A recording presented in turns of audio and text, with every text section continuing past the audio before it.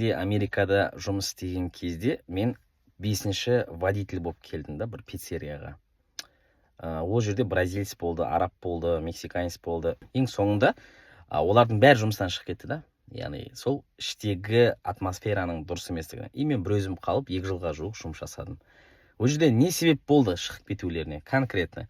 Вроде зарплата күшті, условия күшті. Бірақ ол жердегі менеджмент дұрыс болмады деп ойлаймын. Мысалға, сол кезде бізде администратор орыс қыз болды. Ол кішкене қиындау болды, ол қыз, қалай айтсам болады қиын дегенде. Яғни өте требовательный болды и необоснованный нәрселерді көп тиісетін осылай айтып адамдарға. И сол 2 жыл бойы мен сол адаммен жұмыс жасадым да, күшті болып. Сол кезде маған кетерінде бастық араб болды. Палестинаның арабы болды да. Кетерінде маған былай деп айтты, как раз пиво ішіп отырғанбыз бірге. И сол кезде былай, сен шынымен де осы доссың ба дейді. Маған айтады. Сен 5-еуінің ішінде бір өзің қалдың ғой, сол күшті араласып дейді. Мен айтам, мен дос емеспін деймін.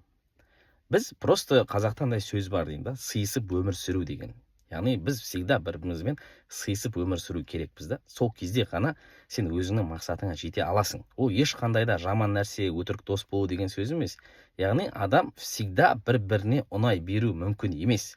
Біз андай бір жәннатта өмір сүріп жатқан жоқпыз да, яғни бәрі күшті, бәрі идеальный деген сияқты. Поэтому тіпті кейде сен өзіңнің ата-анаңа ұнамауы мүмкін, немесе сен ата-анаң өзіңе ұнамауы мүмкін.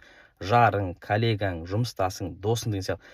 Бірақ әр адамның тек сіз жақсы жағын көре білу керексіз. Сол арқылы да өзіңізді солмен отношенияда ұстап қалуға сол шүкірлік еткізеді, былай айтқанда. Поэтому сол кезде мен осы сөзді айтқан болатынмын. Яғни біз осылай сыйысып өмір сүрудің арқасында мен өзіме керек ақшамды жинай алдым Америкадан, сол жерде тұрақты жұмыс істей алдым.